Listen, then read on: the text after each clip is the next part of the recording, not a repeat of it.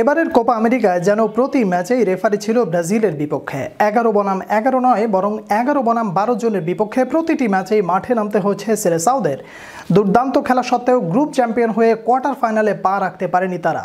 একের পর এক ভুল সিদ্ধান্ত, পেনাল্টি না দেয়া, ব্যাকপাস, হাত দিয়ে ধরা আর ম্যাচের শেষ সময়ে যা করেছে রেফারি, তাতে এটা বললে মোটেও মন্দ হবে না।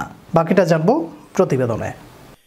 রেফারি যদি কোনো দলের বিপক্ষে থাকে পুরো ম্যাচ জুড়ে, তবে ভাগ্য সহায় হলেও সেই দলের জন্য ম্যাচ জেতা অবিশ্বাস্য ব্যাপার হয়ে দাঁড়াতেই পারে। শুধু ভাগ্য না, কোনো কিছুই তাদেরকে জেতাতে পারে না। ব্রাজিলের সাথে যেন এবার সেটাই হলো, কারণ রেফারি যে পুরো ম্যাচ জুড়ে ছিল তাদের বিপক্ষে।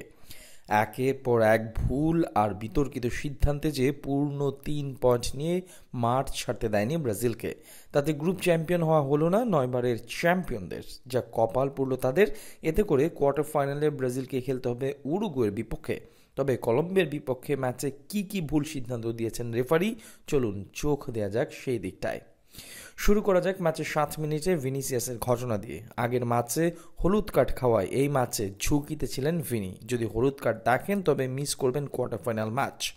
হামেস রদ্রিগেজের পায়ে ছিল বল, তখন তার মুখে টাচ করেন ভিনি। চাইলে সেখানে অবশ্য এড়িয়ে যেতে পারতেনই রেফারি, শুধু ফাউল দিলেই চলতো। তবে সেখানে তাকে হলুদ কার্ড দেখিয়ে ব্রাজিলকে বিপদে ফেলেন রেফারি, কারণ এই কার্ডের জন্য নিষেধাজ্ঞা পাওয়ায় পরের ম্যাচ মিস করবেন ভিনি। এরপর কলম্বিয়ার ডি বক্সে বল নিয়ে ঢুকে যান ভিনিসিয়াস, সেখানে পেছন থেকে তাকে ট্যাকেল করে ফেলে দেন মুনোজ। প্রথমে সেখানে কর্নারের সিদ্ধান্ত দেন রেফারি জেসুস ভ্যালেনজুয়েলা। এরপর ব্রাজিলের খেলোয়াড়দের প্রতিবাদে ভিডিও অ্যাসিস্ট্যান্ট রেফারির সাহায্য নেন তিনি। সেখানে দেখা যায় পরিষ্কার ফাউল, পেনাল্টি হওয়ার কথা, তবে তা সত্ত্বেও পেনাল্টি দেননি তিনি। নিশ্চিত দুটি ভুল সিদ্ধান্ত দিয়েই থেমে থাকেননি, পুরো ম্যাচেই বজায় ছিল এই ধারাবাহিকতা। ফুটবলের নিয়ম হচ্ছে, যদি কোনো খেলোয়াড় তার দলের গোলকিপারকে বল পায়ে দেয় আর সেই বল যদি হাত দিয়ে ধরেন গোলকিপার, তবে সেটা হবে ফাউল। এই ম্যাচে একবার সেরকম ঘটনা ঘটতে দেখা যায়, তবে সেখানে ফাউল দেননি রেফারি। সেই ব্যাপারে আবেদন করেন ব্রাজিলের কোচ, তবে সাড়া দেননি রেফারি। মনে হয় যেন ব্যাপারটা খুব সাধারণ, অথচ শেষ মুহূর্তে এই সিদ্ধান্ত শুধু কপাল পুড়েছে ব্রাজিলের। ম্যাচের অতিরিক্ত সময়ে যেটা করেন রেফারি, তাতে বলা যায় এটা সত্যি অতিরিক্ত ছিল। নির্ধারিত সময় শেষ হলেও যদি কোনো দল ফ্রি কিক, কর্নার কিংবা কাউন্টার অ্যাটাকে থাকে, তবে সেটা শেষ করতে দিতে হয় রেফারিকে।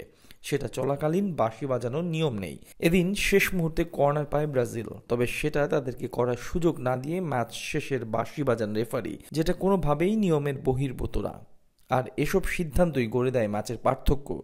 শেষ পর্যন্ত এই সিদ্ধান্ত বদলে দেয় ম্যাচের ভাগ্য। ম্যাচ ড্র করে ব্রাজিল।